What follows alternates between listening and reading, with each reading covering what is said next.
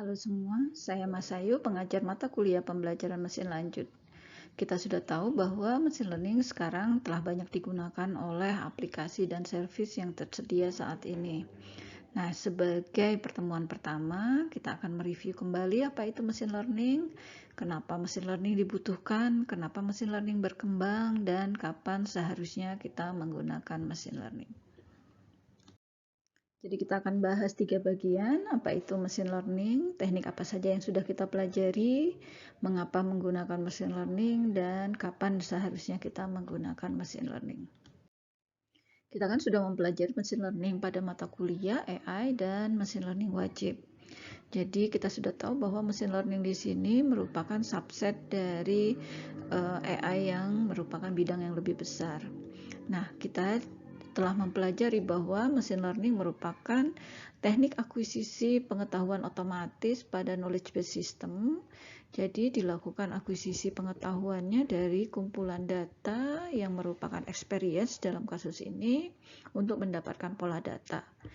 Lalu pola data inilah yang digunakan untuk meningkatkan performance sistem dalam melakukan task-nya. Hal ini sesuai dengan definisi dari Tommy Shell bahwa suatu program komputer itu disebut belajar dari experience ketika terdapat performance improvement berdasarkan experience tersebut. Sekarang kita perlu membahas kapan machine learning itu paling cocok digunakan. Kita sudah tahu bahwa machine learning merupakan pembelajaran induktif, di mana dia melakukan generalisasi dari data, jadi berupa pola data. Ketika suatu persoalan itu, suatu task itu bisa diselesaikan dengan menggunakan formula matematika, misalnya menghitung jarak, maka ya tidak perlu menggunakan machine learning, tidak perlu diestimasi, kecuali memang tidak memungkinkan untuk dihitung secara eksak. Atau sudah ada algoritmanya seperti menghitung IPK, ya sudah kita lakukan saja sesuai dengan algoritma tersebut sehingga hasilnya adalah selalu dijamin benar. Berikutnya adalah ketika math ataupun algoritmanya tidak ada, kita bisa menggunakan pengetahuan. Bisa berupa pengetahuan yang sederhana ataupun pengetahuan dari pakar. Tapi jika terdapat persoalan, kita tidak bisa menggunakan pengetahuan ini, barulah kita mempertimbangkan apakah kita bisa menggunakan machine learning. Apakah tersedia data, apakah fasilitas pendukungnya tersedia, dan misalnya feedbacknya juga tersedia. Itu adalah saat yang tepat ketika data, terutama data sudah tersedia, ini adalah saat yang tepat untuk menggunakan machine learning. Jadi kita bisa melihat ada 3 hal yang menyebabkan machine learning dibutuhkan dalam pengembangan knowledge based system. Yang pertama adalah untuk membentuk initial knowledge untuk knowledge based system ketika menghadapi unknown environment. Di sini desainer atau pengembang agent itu tidak mengetahui seperti apa dinamika lingkungannya. Yang kedua sebagai metode konstruksi sistem.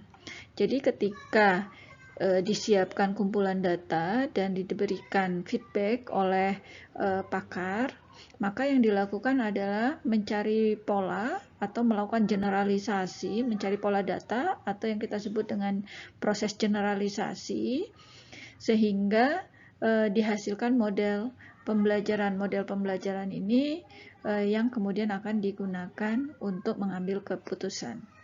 Yang ketiga adalah sesuai dengan definisi learning sendiri, ini untuk meningkatkan performance dari sistem, sehingga bisa lebih efisien atau lebih efektif. Pertanyaan yang menarik saat ini adalah mengapa sih machine learning itu sangat berkembang? Jadi ada 3 faktor utama. Yang pertama adalah banyaknya data. Saat ini data itu semakin banyak, storage murah, kapasitas besar, mengcapture data semakin mudah, terutama dengan berkembangnya IoT. Faktor yang kedua adalah algoritma pembelajaran sendiri yang semakin bagus, sehingga model pembelajaran yang dihasilkan itu memiliki kinerja yang semakin baik. Yang ketiga adalah pastinya pendukungnya, yaitu processing power-nya semakin baik. Jadi sekarang tidak hanya ada GPU, ada TPU, bahkan ada prosesor khusus untuk ANN misalnya. Dan hardware ini akan semakin berkembang. Walaupun kita sudah melihat banyak aplikasi machine learning, atau kalian juga sudah telah mencoba sendiri berbagai aplikasi machine learning, kita bahas beberapa yang cukup menarik. Yang pertama ini adalah Fast2Gen. Fast2Gen ini dia aplikasi face recognition yang mampu mengidentifikasi apakah seorang anak itu mengalami Down syndrome atau penyakit tertentu. Menarik, jadi kalian bisa lihat demonya pada link yang diberikan. Atau aplikasi yang kedua adalah biasanya lebih dikenal image captioning, tapi sekarang berubah menjadi mengenerate image, kebalikannya, mengenerate image dari deskripsi teks. Jadi kita inputkan deskripsi teks, dia akan memberikan image yang di-generate. Ini juga baru ya dari OpenAI, menggunakan GPT-3.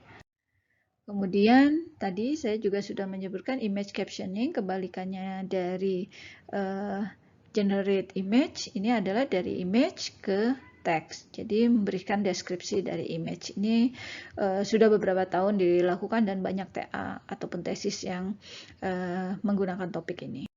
Sebagai bagian dari review, kita sudah mempelajari sebelumnya berdasarkan feedback yang tercantum pada data, kita bisa membedakan pembelajaran menjadi 3 jenis, yaitu supervised learning, unsupervised learning, dan reinforcement learning. Selain itu, kita juga sudah mempelajari beberapa tipe task, yaitu klasifikasi, regresi, clustering, dan reinforcement learning. Nah, sekarang saya berikan 4 contoh persoalan. Ini yang akan kita diskusikan di kelas. Tentukanlah oleh kalian tipe tasknya dan pembelajaran mana yang lebih tepat digunakan.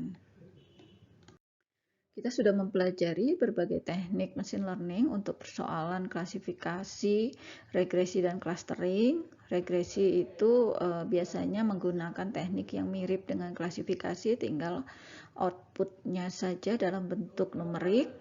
Nah, kita sudah mempelajari banyak teknik pada kuliah ini. Kita akan mempelajari lebih detail tentang artificial neural network. Kalau sebelumnya sudah dipelajari feed-forward neural network, kita akan belajar di kuliah ini convolutional neural network dan recurrent neural network. Kemudian untuk clustering kita akan menambahkan materi fuzzy clustering. Di akhir video ini kita telah mengetahui apa itu machine learning, kenapa machine learning berkembang, dan kapan kita pakai. Jadi machine learning itu merupakan proses pencarian pola pada data, sehingga pola data ini dipakai untuk menyelesaikan suatu task dan dapat meningkatkan performance dari task tersebut. Lalu kenapa machine learning berkembang? Karena banyaknya data, algoritma yang lebih baik, serta computing power yang lebih baik. Kapan kita pakai? Ketika dibutuhkan estimasi, bukan nilai eksak.